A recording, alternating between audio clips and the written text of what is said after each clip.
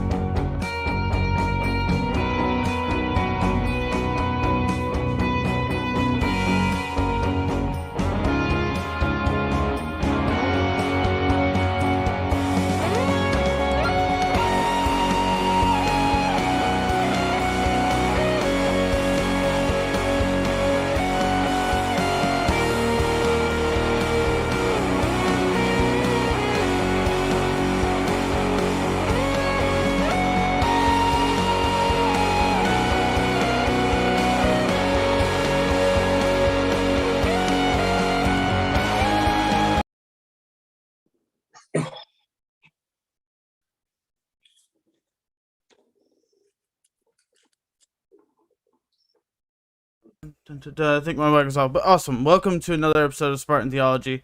I got their audio working at the start, but clearly mine was muted. But we're good now, I think. If you could let me know, Mind Onion in the chat.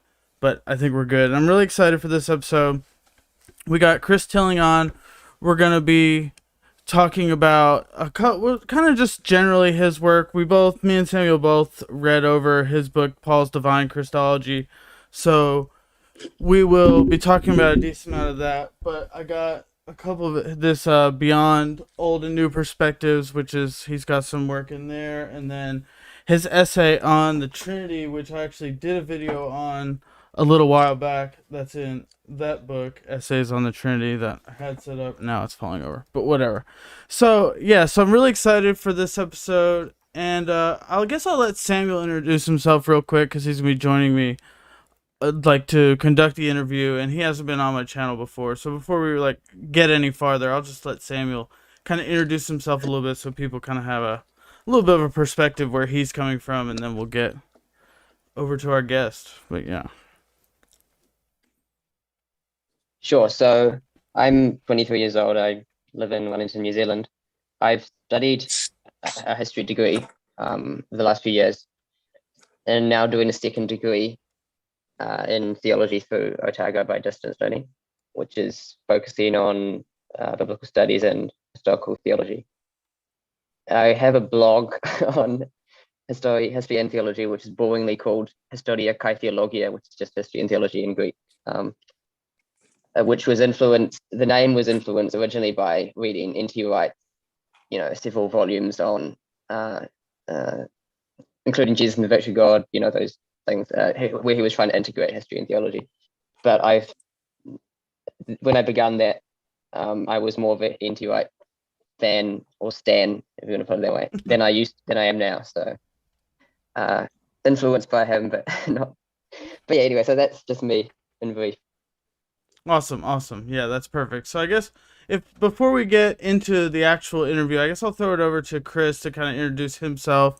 And I think something you could touch on that I've heard in a couple of your interviews, but it's really relevant, especially to this topic, which I think is really cool, is like the way kind of you became a Christian kind of really ties into this whole topic of Christology and whatnot. So if you could kind of just touch on that pretty briefly or whatever, and then we can get to our actual interview. But yeah.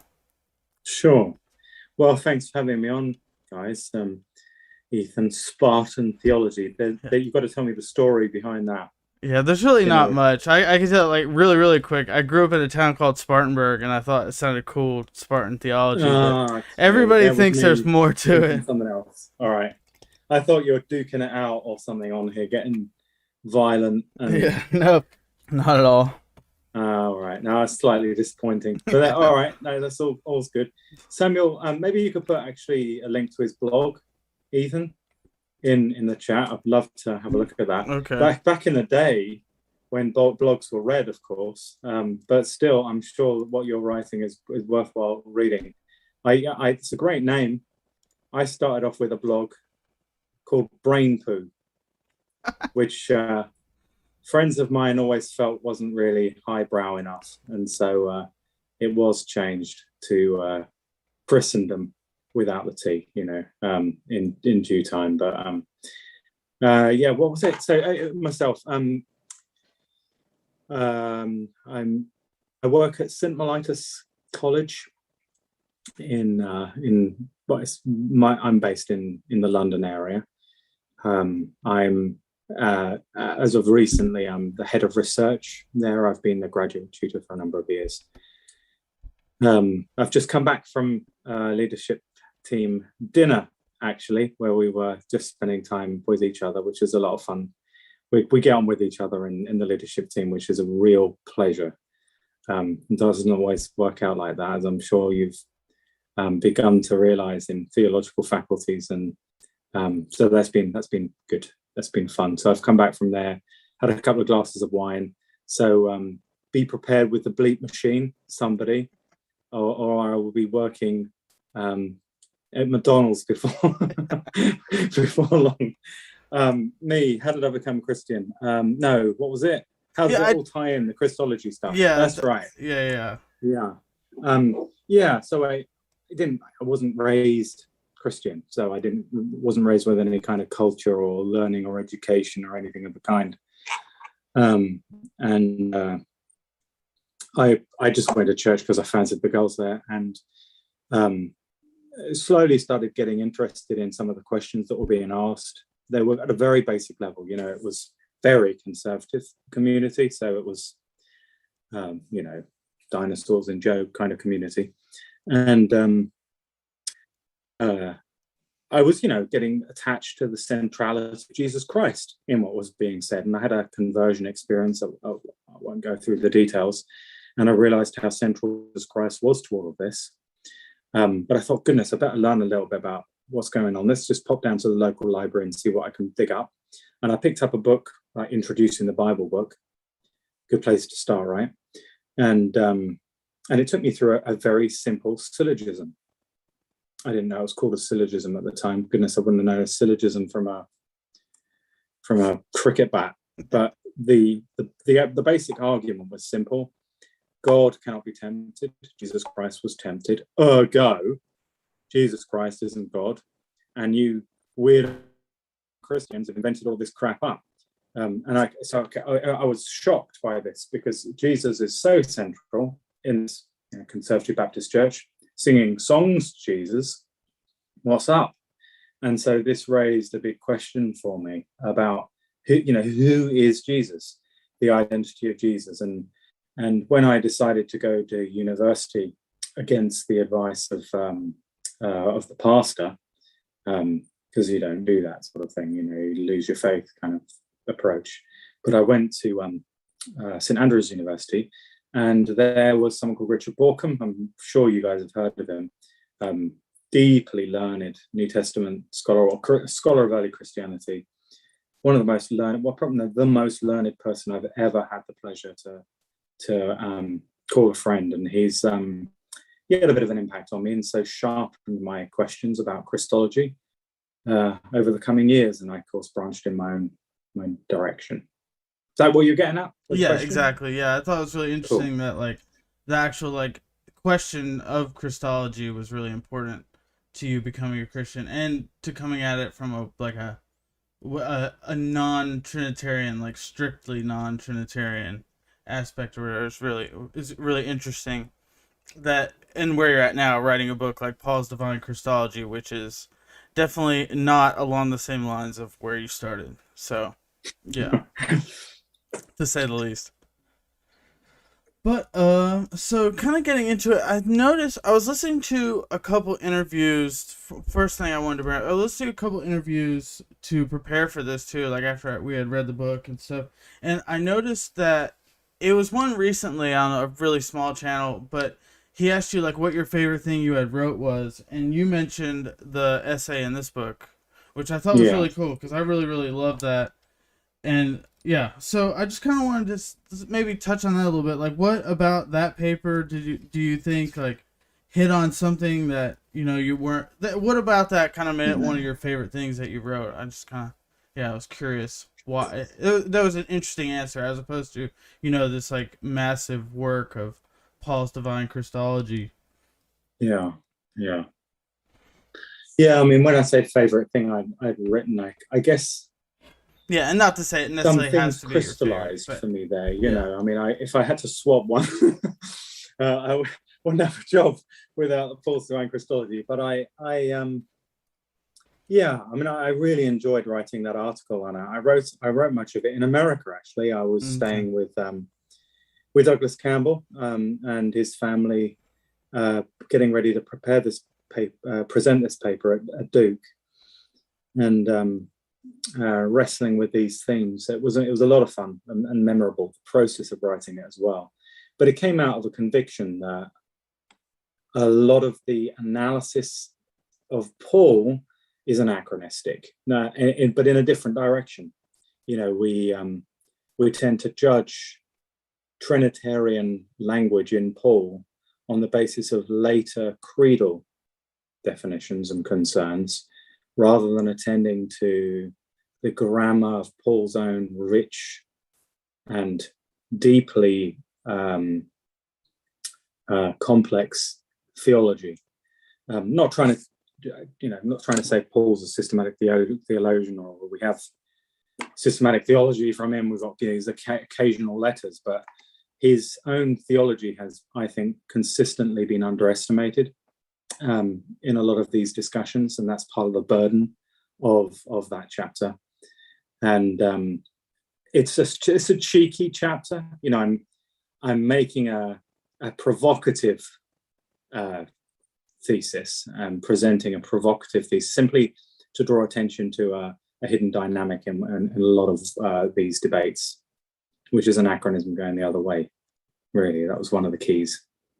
Yeah, that's something I noticed as I was reading a lot of your work, was you're not afraid to like show your personality in your work, especially too. I read through your 2 chapters in that How God Became Jesus book, the response to Bart Ehrman, and like you made I forget what it was, but I had it highlighted, but I left my notes. But it was just funny. You made like a literal, like through the middle of it, there's just like a random joke in it, and I was like, oh, that's kind of cool, like reading theology and there's a joke. But yeah, I did appreciate that. Like you can definitely tell was more of your personality in that book as opposed to Paul's Divine Christology, which is pretty academic. But yeah, fair enough. Yeah, thanks for that. Yeah, I mean, it's a tough one, isn't it? Because sometimes people make jokes and they're shit, and then it just comes out really bad.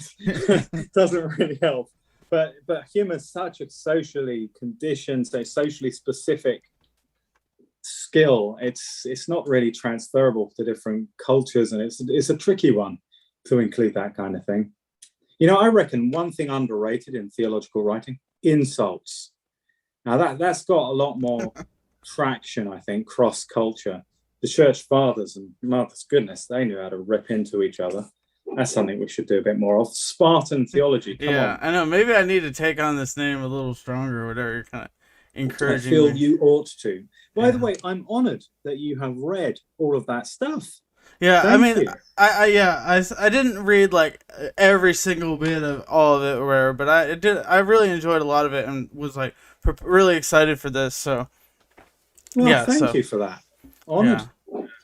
Yeah, and there's links Surprised. to there's links to all the books and whatnot in the description of this video too. So, yeah, but I feel like I could throw it over to Samuel. I'm sure he has some things to bring up, so I'll kind of let him see. I'm sure you have something you want to say. I mean, before getting into some of the questions that I have already thought about, I just thought I'd pick up the thread about when Chris was talking about his background with the Christadelphians. I found that really interesting because in my own faith journey, a few years ago, I had a sort of a brief period where I was sort of convinced, not fully convinced, but like partly convinced of a kind of Socinian way of reading Christianity. Just to briefly talk about that. So like I was reading, you're probably aware there's the 3 views on the Son of God, those 3 or 4 view books, whatever. There was one where I've forgotten the other 2 guys, but the guy who wrote on the Socinian, Neo-Socinian view was this guy called Dustin Smith, I think. I'm not sure you heard of that name. But if you could define I was reading this a few years ago, term too, not to cut you off, but I actually don't even know. Okay. Oh, okay. So Socinianism is basically a form of Unitarianism, which is based off a guy called Fausto Susini, sort of began in the Polish sort of church in the 16th, 17th century. But they reject, Orthodox Christology, and they reject the pre-existence of Christ in particular. And so I was particularly interested in this question of pre-existence, which Dustin Smith seemingly convincingly, to me at the time at least, sort of challenged, whether the pre-existence of Jesus is we should read it literally, or non-literally, this kind of binary that I was thinking in. But yeah, I only just mentioned that as a background because when the thing that made me change my mind, to becoming more Trinitarian again was actually thinking more. Well, initially it was reading people like Crispin Fletcher Louis, who was very helpful. I read his book 2015, I think it came out with this Jesus Monotheism, and a few others, but that was an immediate, I guess, cause. But more broadly, what made me just see that Trinitarianism is indispensable to Christianity. Can't just get rid of it. It's not an accidental thing.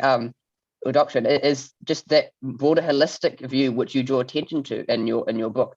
Seeing Paul not just as a conglomeration of atomistic texts, which I find a lot of people who reject Trinitarianism, they think in that way, and I find that very unhelpful. So I was wondering if you had any thoughts on, like, why do you think people? What are the motivations? To what degree do you think the motivations for rejecting Trinitarianism are legitimate and illegitimate? That's yeah. To what extent do I think the reasons for rejecting Trinitarianism are legitimate? Was the question, right? Yeah. So like, right. So like, just to elaborate a little bit on that. So like, if you think in certain terms, in certain categories, it could seem like rejecting Trinitarianism is legitimate, it's faithful to the Bible, absolutely, sola scriptura, or whatever, right. Whereas if you think of it less in those rigid categories, sola scriptura terms, I suppose, then with a view to the broader tradition informing how to read the Bible, right, then that could make it legitimate from a broader perspective, right? So that's that makes sense. Absolutely. Oh my goodness, you can go anywhere if you just got the Bible and you don't have the tradition. I mean, you could learn anywhere. You get proof texts for pretty much any position you want on almost any moral or theological issue. There's no right. The only kind of logical relation I see between the Trinity and Scripture is, in terms of necessity, is the one I outline in that paper, which is the Hegelian one. There's a retrospective account that you can offer, and that's not to say that there isn't coherence and reasonableness, but it needs to be read in a certain direction. Goodness, I mean, without that, then you could just go shooting anywhere. You could. What's the rabbi says to the priest? He just picks up an arrow and he fires it into a wood, and the priest goes and finds the arrow, and then simply says to the priest, "This is how you guys deal with the Old Testament. Now you're saying that this landed and points to Jesus Christ. It just could have gone anywhere, but they're reading it in a Christological way." I really butchered that story. Jason Bias, he does it so much better than that. Go and have a read of Jason Bias's stuff, because the rabbi, the priest story and shooting an arrow into a wood, it's a beauty. I butchered it awfully. It's late here. But yeah, exactly that point. On Crispin, Crispin is one of those, he's a real gift in being able to look at things in a different way. Crispin Fletcher Louis, who Samuel mentioned. Yeah, I highly recommend people pick up Jesus Monotheism. I've got a number of criticisms of the book. We had a fun tussle at BNTC one year where I was on the panel reviewing that. I don't think I ever published that, but I think there's an audio floating around somewhere. So we're coming at it from a very different direction in many ways. But Crispin he's unique. He gets his teeth into something, and he won't let go. And he has just quite unique and creative skill to bring diverse questions together.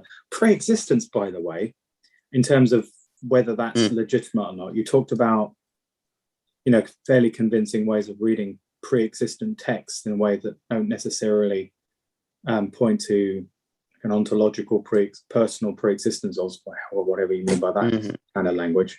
Jimmy Dunn was super important in British New Testament scholarship. The late Jimmy Dunn, the great late Jimmy Dunn.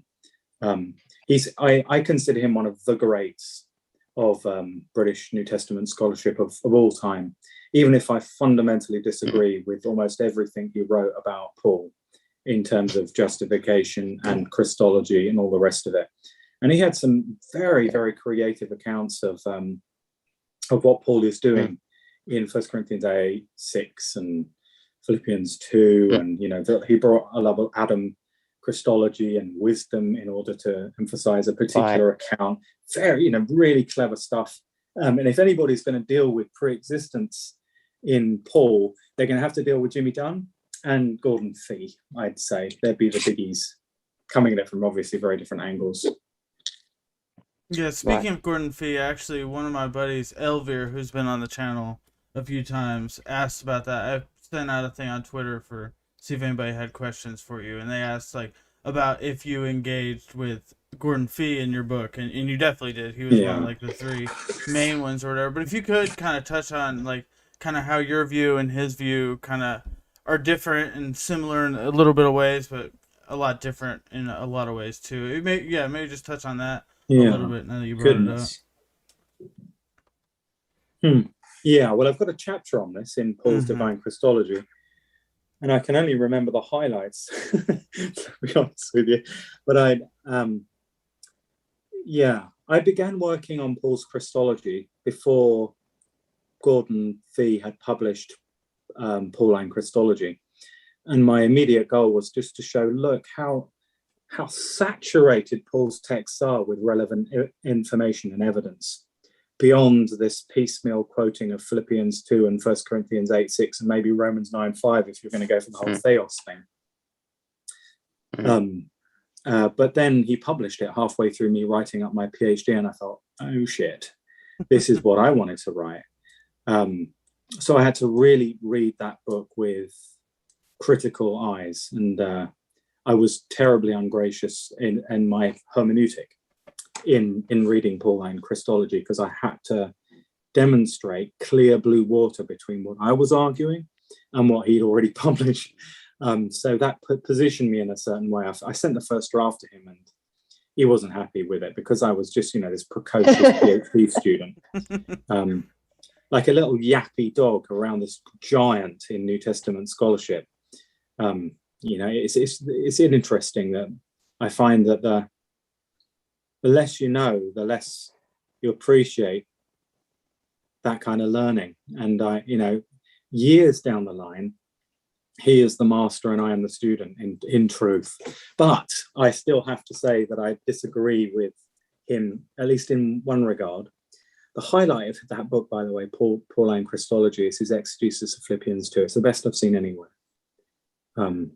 Obviously now there's the publication of the Philippians commentary, which came afterwards, but a lot of that was fed into it. But he organized his material differently to me. He had a certain set of controlling concerns that didn't emerge in conversation with the text as robustly as I would have liked. And they became controlling for him, certain distinctions that didn't make much sense to me. That's not to say they're false, nor is it to say that in any possible universe they won't make sense, far from it. But as accounts of Paul, I thought there were some problems there. His emphasis on pre-existence, for example, is that I think it's peripheral at best. It's a logical consequence of something else in Paul's letters. It's there, okay, I can go with that. But it became a controlling concern for him.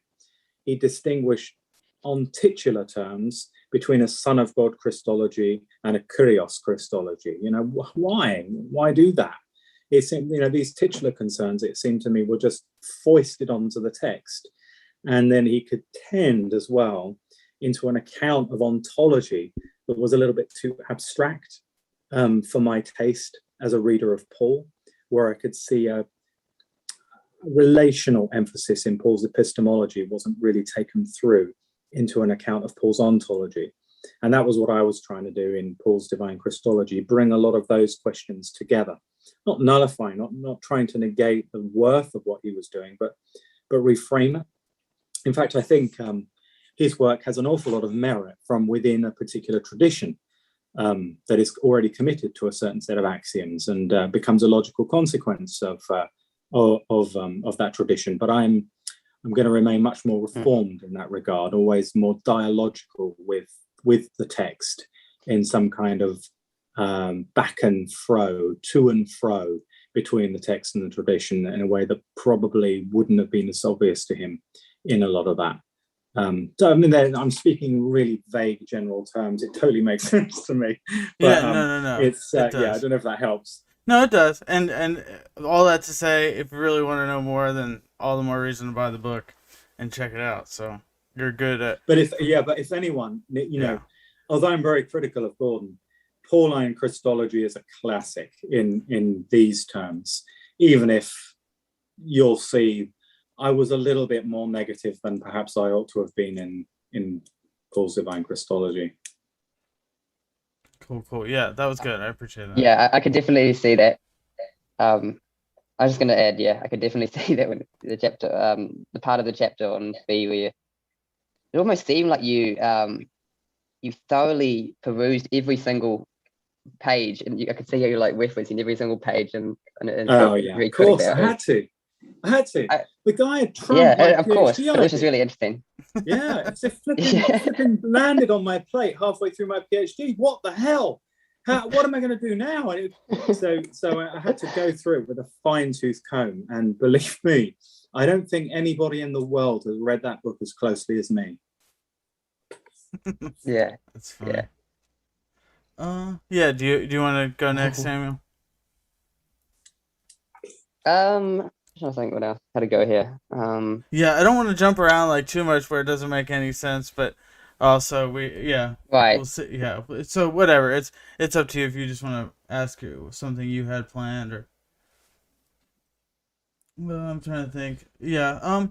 Well, one thing I could bring up is kind of like as we get more, like we're obviously already talked about the book, but just for sort of my audience, which probably some of the people are not as familiar with the scholarship, and someone like myself who, something I've found that, like, for someone not being so involved in academia, like, I can read these books, but sometimes I don't necessarily grasp, like, where we're at, right? Like I can take, I'm kind of reading one book at a time or whatever, and I don't know necessarily all the background information, so I don't know, maybe if we don't have to necessarily get into like a huge in-depth discussion about like where your book is coming from. Maybe if you have some, I've been trying to ask these type questions too from people like yourself, like more advice for people like me, like what would you recommend as far as like I like reading books that are like new scholarship and stuff, like, and your book's not brand new or anything, but it's fairly new, but as opposed to, maybe I've missed out on some of these classics or whatnot. So kind of like for where, I don't know exactly. I'm kind of touching on a number of things. I don't know. Yeah, just kind of like how to see not get lost, like see in all the nonsense or whatever, and just to like take. Yeah. I feel like I went all over the place, but maybe you can extract a question out of there. No simple answer to that. I mean, well, one piece of advice that was given Trevor Hart back in the day, and he passed that on to his students, was to just pick a theologian and focus on them, and so he ended up focusing on Karl Barth, as you do. But that was biblical, focusing on biblical scholarship. And for me, I needed to focus on a particular theme or a particular scholar. I had a number of things to choose, but the point was I needed to focus on something and drill down. And then once I drilled down and gotten my little niche, then I could start to broaden out from there and from within that perspective. And so once I decided that Paul and Christology were going to be key to me, I could then go back and have a look at all of the classics. I went back into the 1800s and read everything as far as I could get my hands on it. And I could get my hands on almost everything in Tübingen Library. It was very well stocked. And so I, in light of a niche subject area, I read everything. And that helped me sort of get my foothold into the academic world. It was a lot of work. There's no two ways about it. You just got to do a lot of work. That there was a question banted around recently on social media. Well, what makes for a good theologian? And nobody was giving what seems to me to be the obvious answer, at least the most important answer, and that is hard work.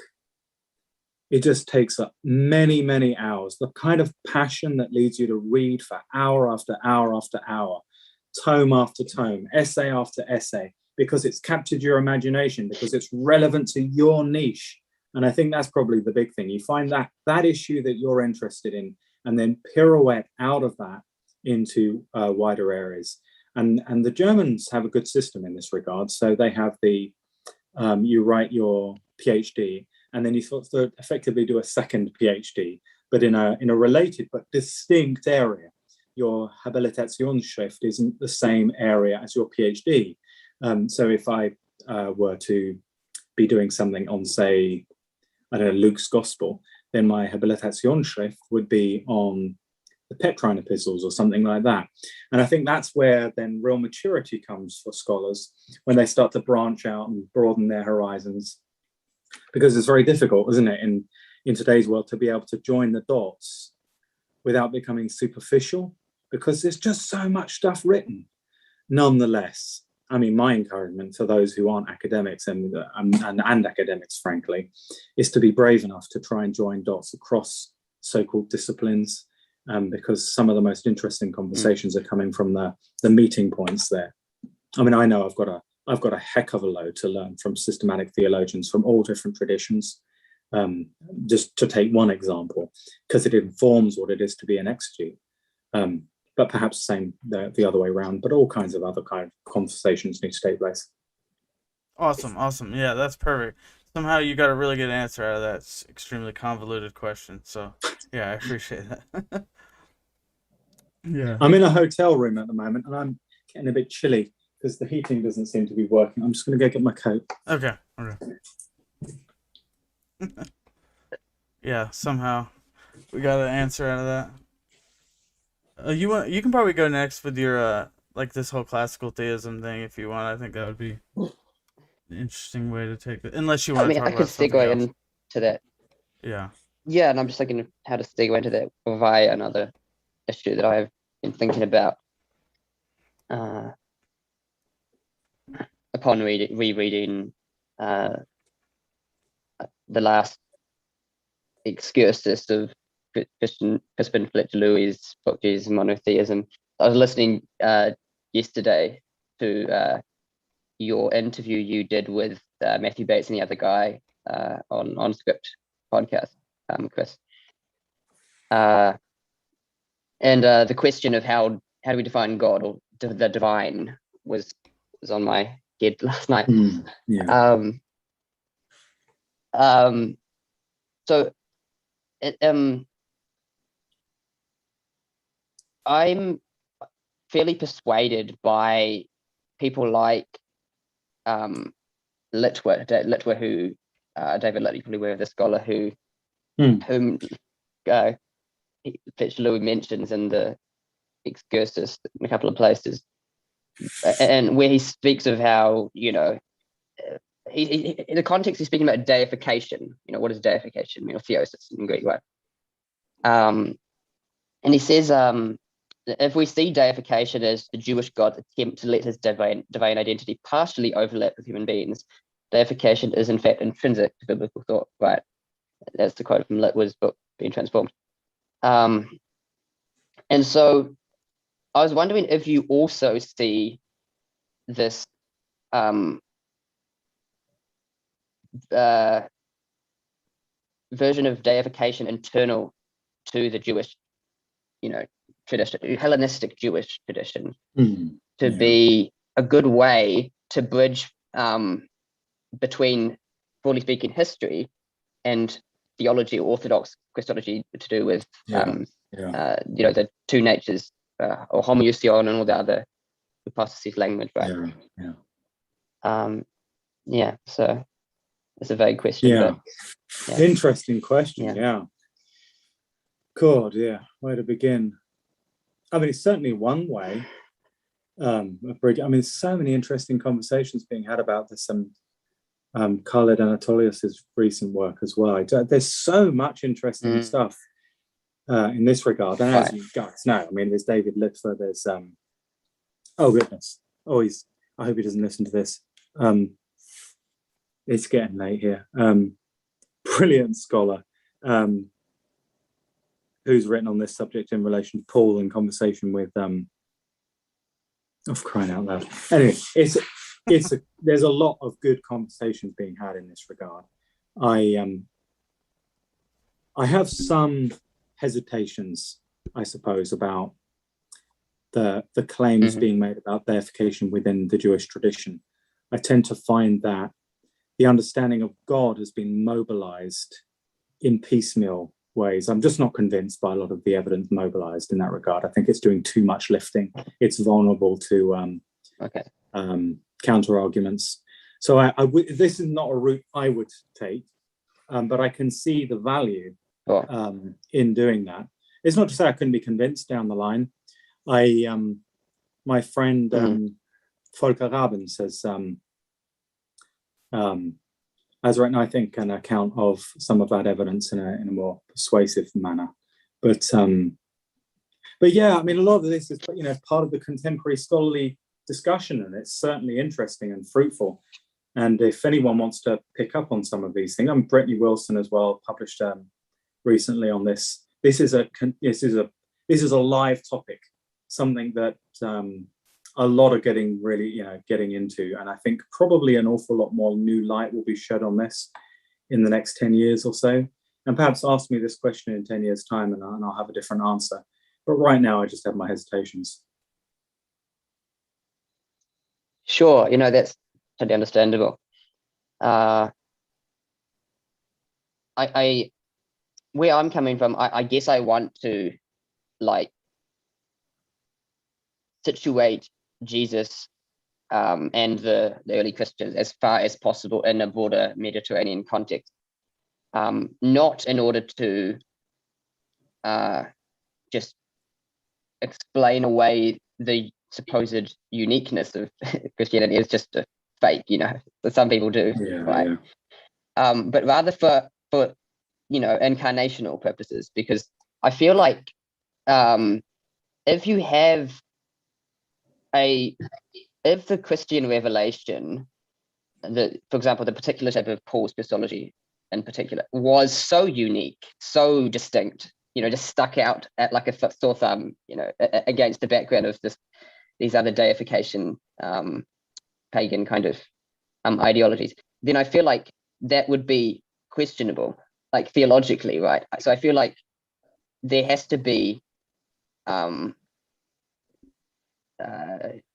it makes sense theologically for me that to not overemphasize, or to not be motivated to overemphasize the distinctiveness of the early Christian or the Pauline Christology. I feel like perhaps Fletcher Louis might lean in that direction and just trying to emphasize how distinctive the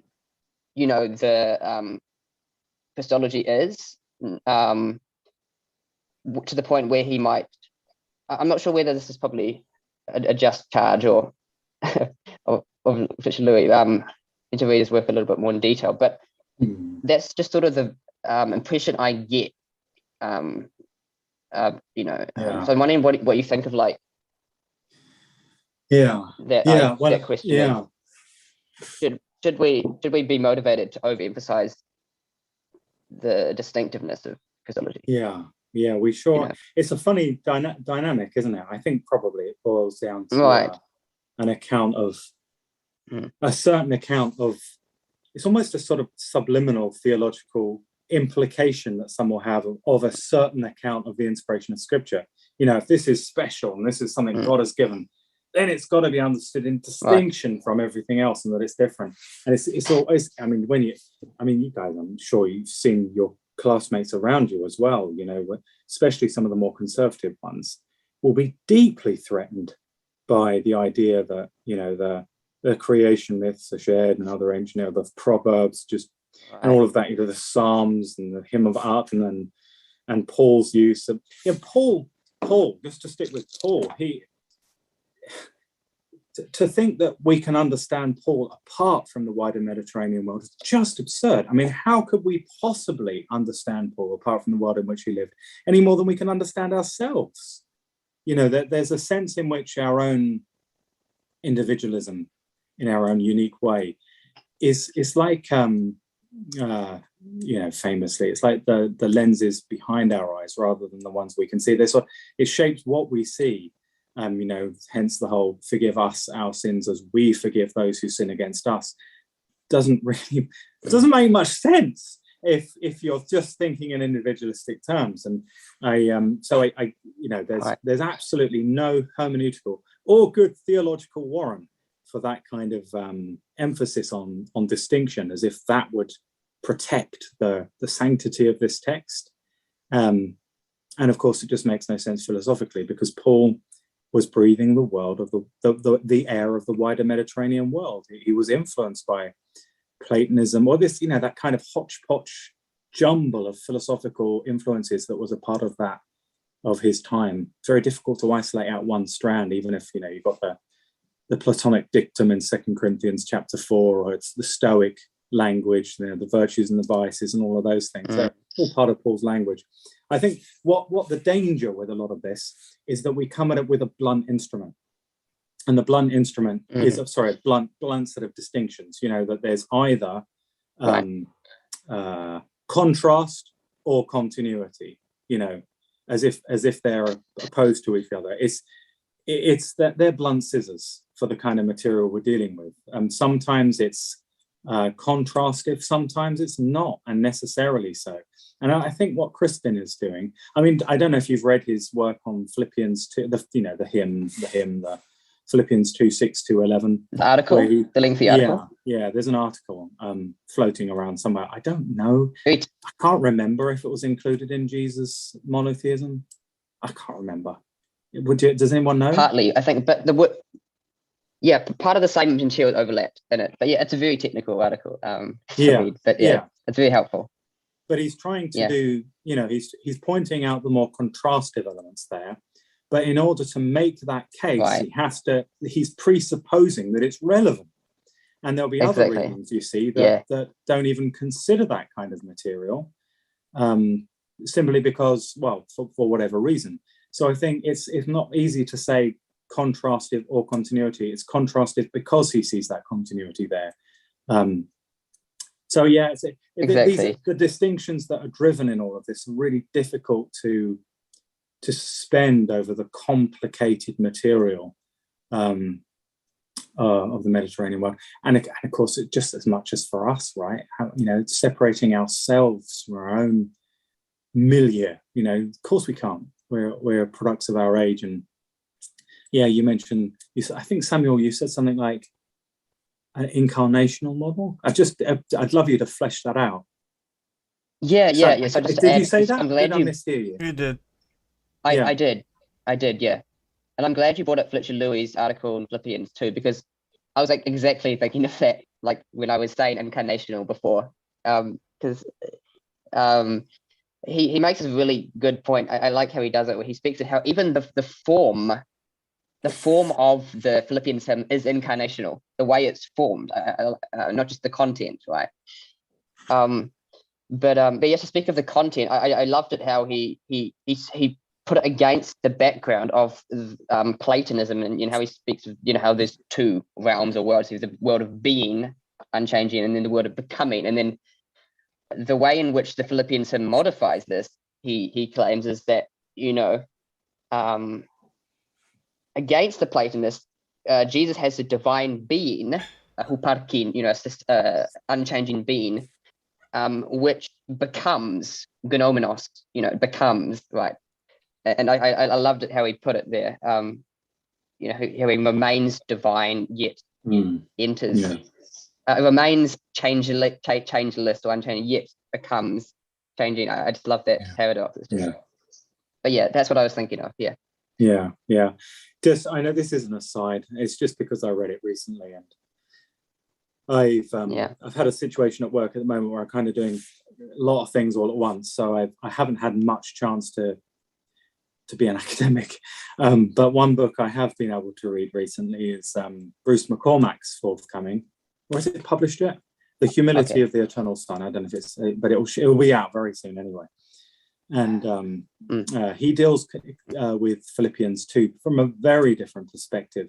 So it will generate all kinds of different questions, that one, I think, for Pauline scholars who will be coming at it from a very different direction. It's fun conversations to be had with Philippians 2 still. Even if it's one of the most well-trodden areas, I must admit, I strategically, in my precociousness, decided not to deal with Philippians 2 extensively in my book, Paul's Divine Christology, if you noticed.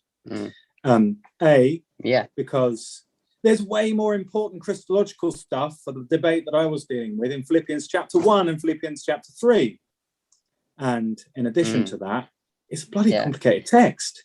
Really complicated, and you can take it in a number of different directions. And I must admit, there haven't been any readings that have completely nailed it for me. But Crispin, together with Gordon Fee, I think have brought about, have shed the most light on the text. Yeah, absolutely.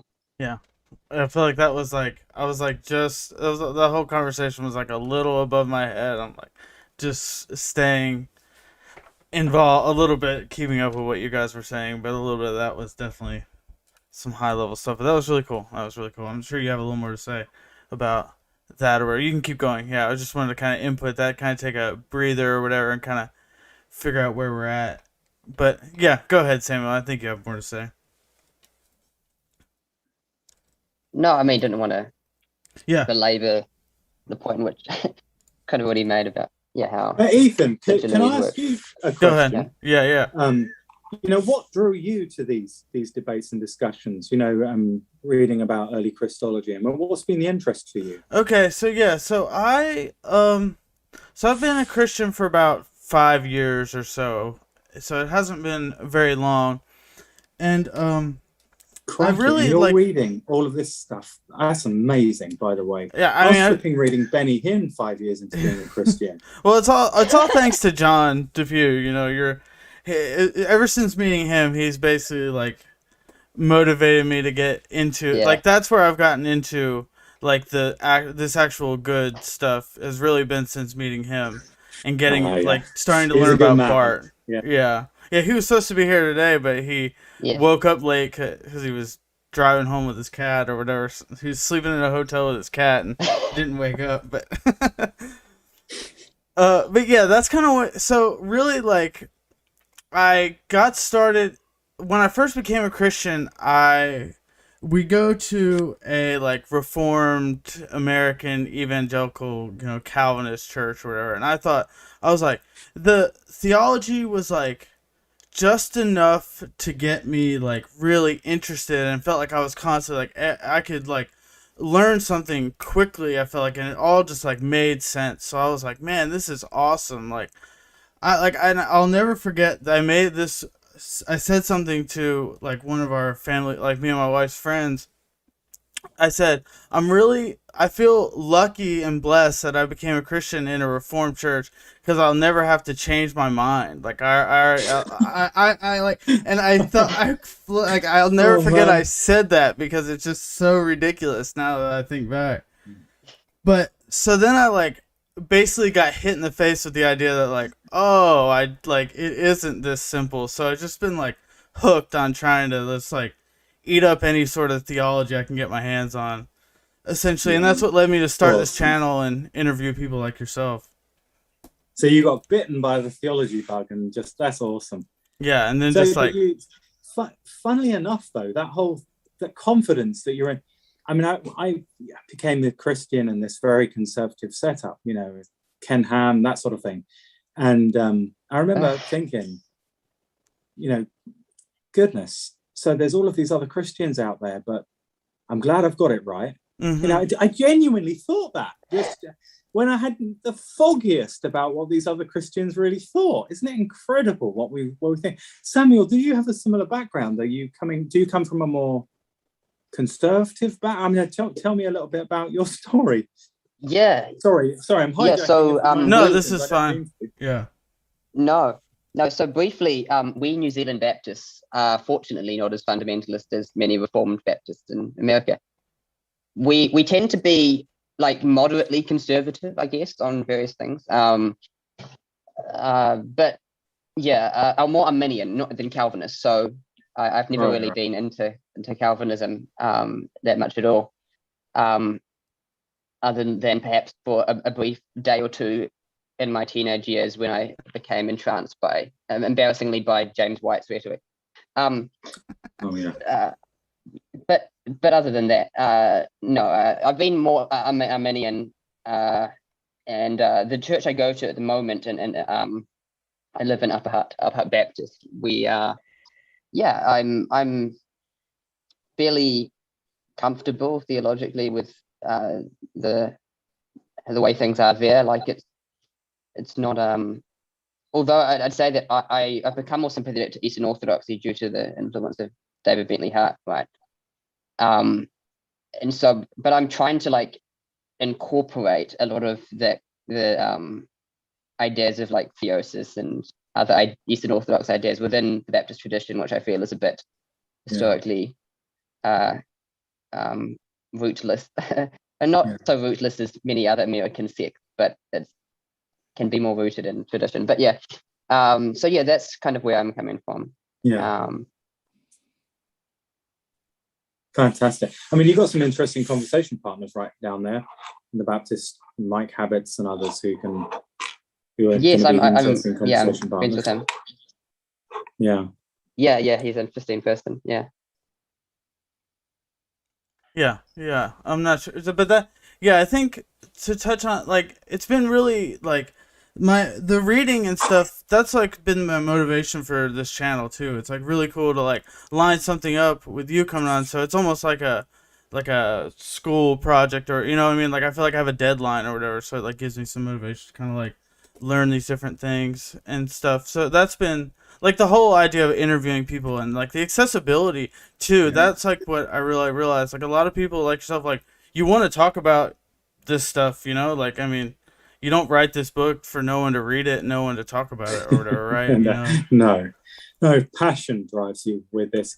I mean, there are others who obviously just need to get something written because it's a hurdle to get done, and I get that too. But this book was written because it's endlessly fascinating, this subject. I mean, what could be more interesting, as far as I'm concerned, as a Christian, than the subject and the person of Jesus Christ, at least in one scriptural witness. For sure.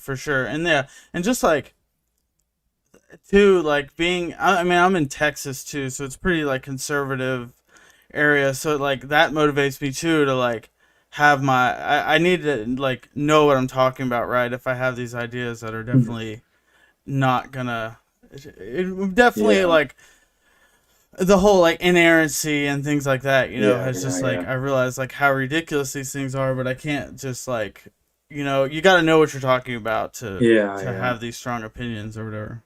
Yeah, I think but that's the interesting thing about Jesus and Christology, and focusing on this, is that in one sense it sounds as though it's going to dovetail, it's going to resonate so much with the sort of conservative Texan, oh, that guy's orthodox, or whatever language you might use. That was an awful Texan accent, by the way. I won't do that again.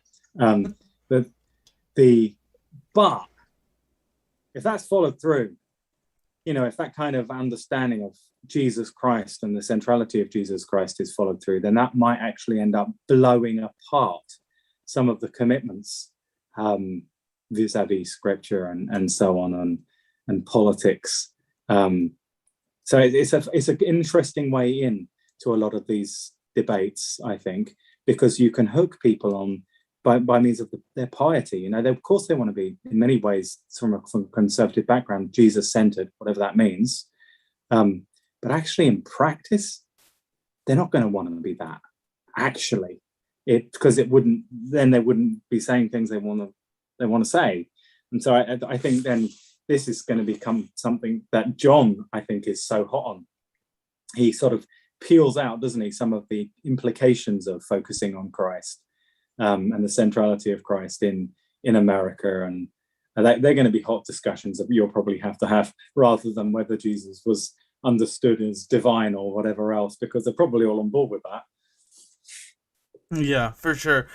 Yeah, that's what like I do find some books like yours especially, where like the conclusion is something like you're getting at. Like the conclusion is something that they want to agree with, right? Like, oh yes, Paul was a Trinitarian. Like I definitely want to be able to say that, right? But like the method you get there and like the way you show that these other methods don't work is really like where the rubber meets the road or whatever. And where I think that's when it can hurt. Yeah.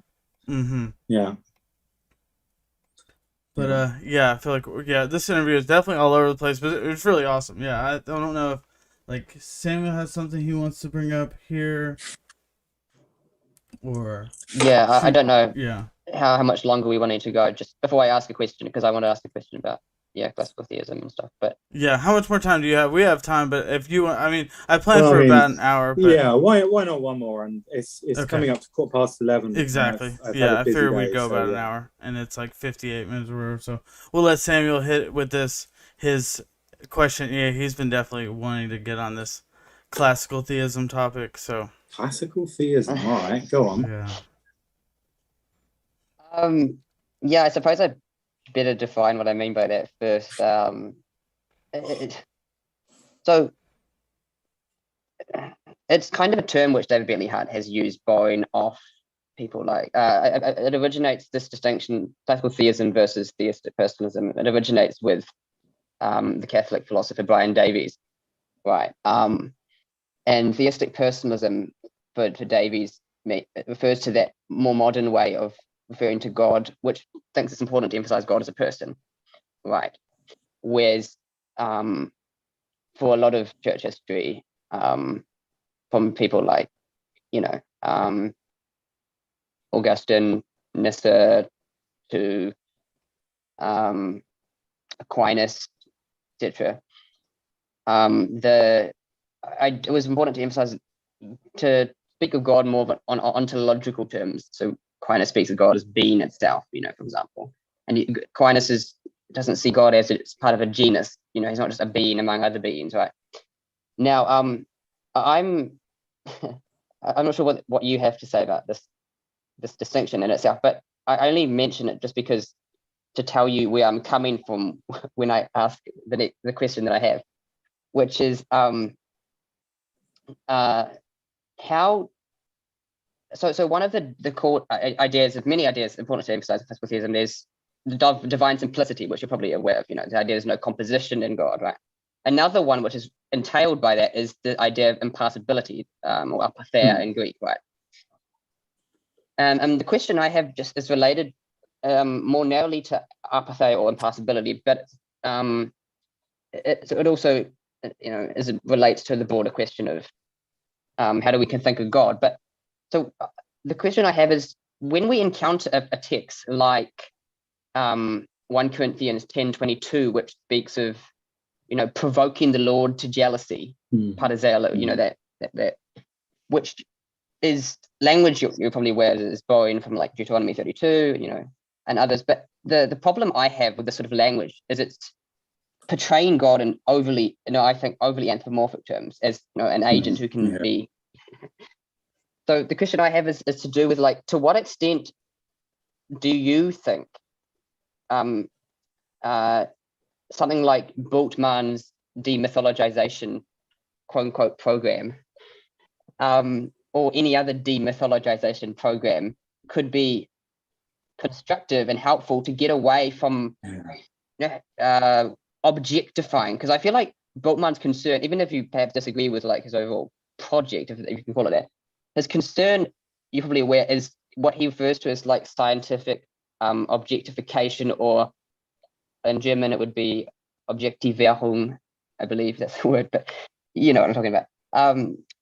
So my concern is just objectifying personalistic images of God.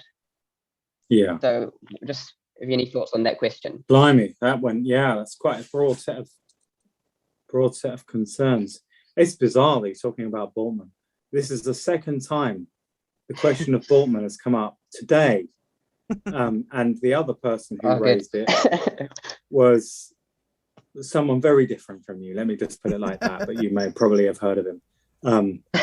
How interesting that Bultmann has come up again in the conversation.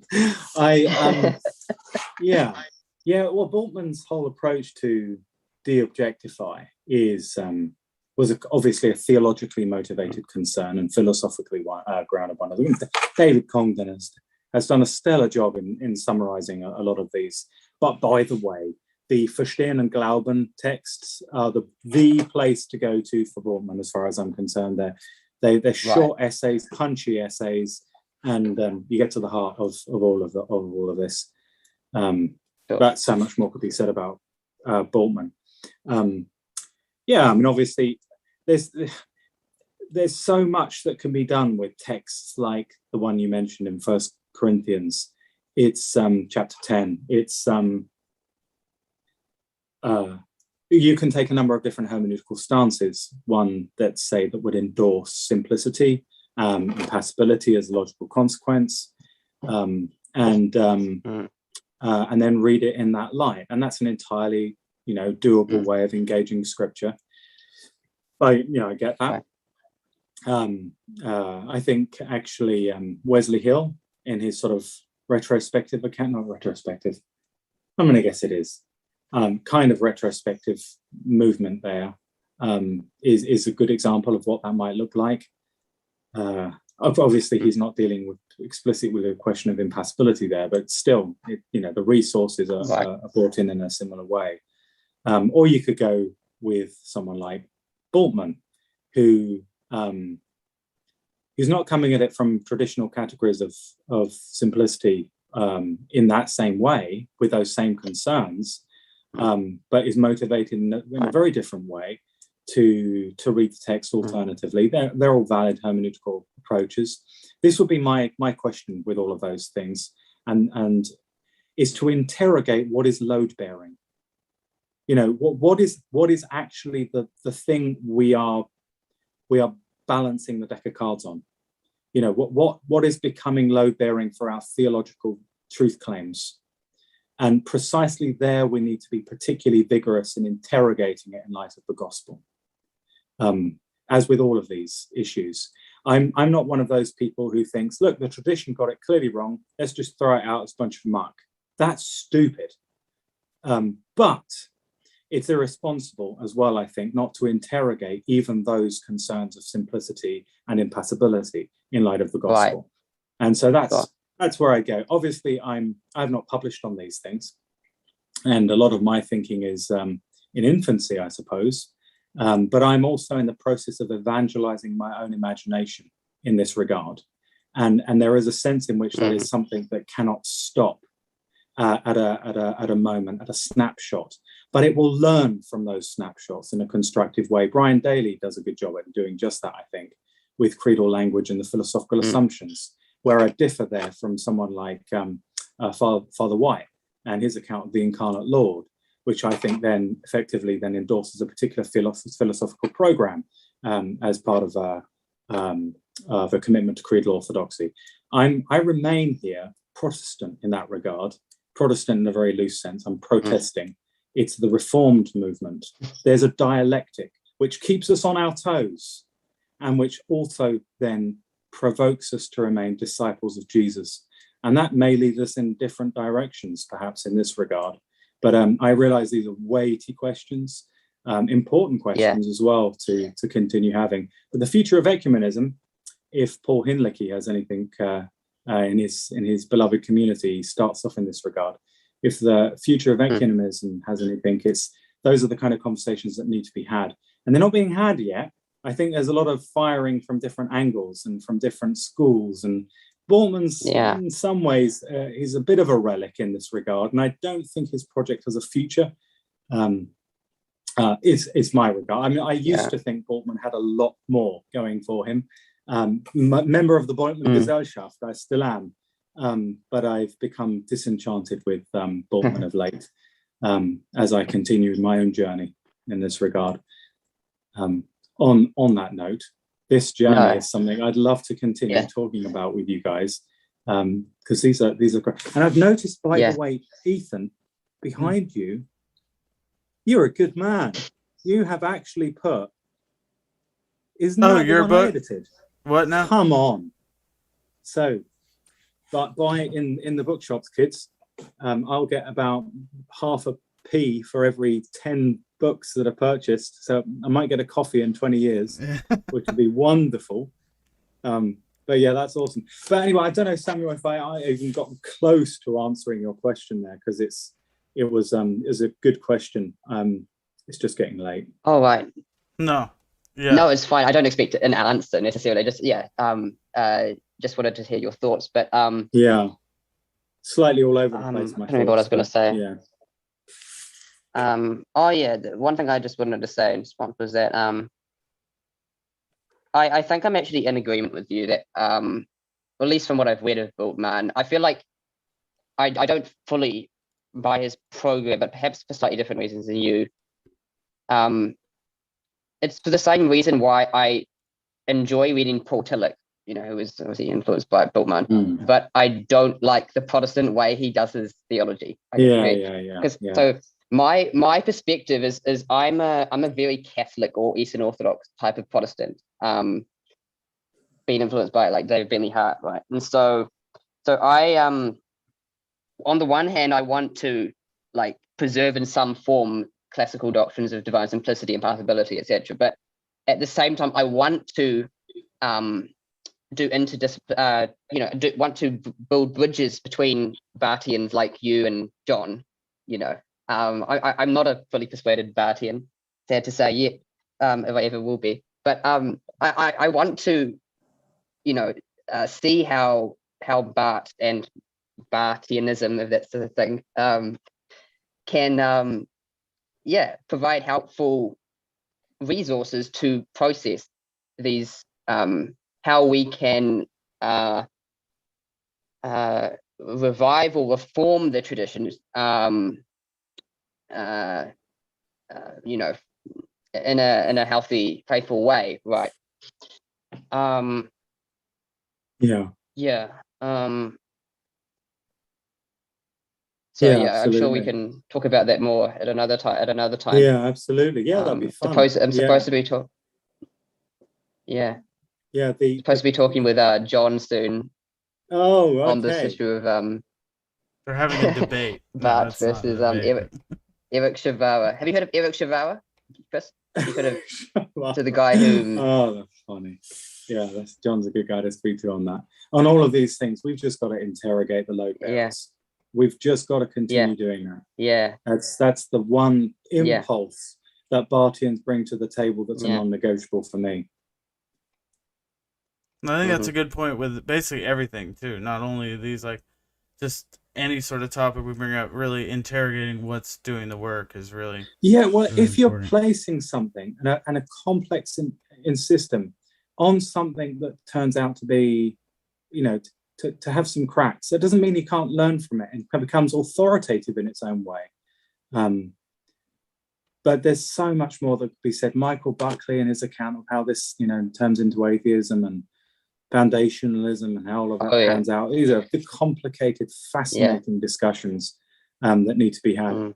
And there's interesting bedfellows in all of these discussions as well, I've found, between conservative North Americans, evangelicals, as well, between those. I'm an Anglican, right? So I get straddling between the worlds here. We want to take seriously the tradition. We call ourselves Reformed Catholics. That's how confused we are.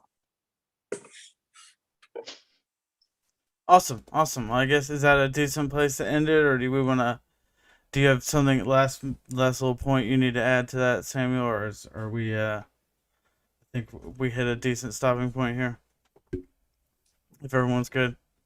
Yeah, I feel like I could open another can of worms, but I feel like they would probably lead in a very lengthy discussion. So yeah, I think let's continue it. Let's continue it another time. Yeah, I was about to say, this isn't like the last chance we'll get to do something like this. So. You should of course get somebody who knows what they're talking about on these issues. I'm a more biblical scholar, but I'd love to hear some kind of discussion with Father White on the one hand, author of the Incarnate Lord, and I don't know, Bruce McCormack on the other, and some kind of mediating Brian Daly. I'd love to listen to something like that. That would be a lot of fun. Even if I have fairly strong views on some of these things, that doesn't mean they're well informed. It's good to spend time with you guys. Yes, for sure, and we're getting very good reception in the chat. Everybody seemed to be enjoying this conversation. Oh, there's a chat. Oh, yeah. Right. It wasn't too much going on, but Sentinel Apologetics said, "Tell Chris he's a champ," and also Samuel. So, yeah. Oh, thank you. Yeah, so cool. Well, with that, we can end it there. This was a really great conversation. If you guys haven't subscribed and liked the video, definitely do that. But other than that, we are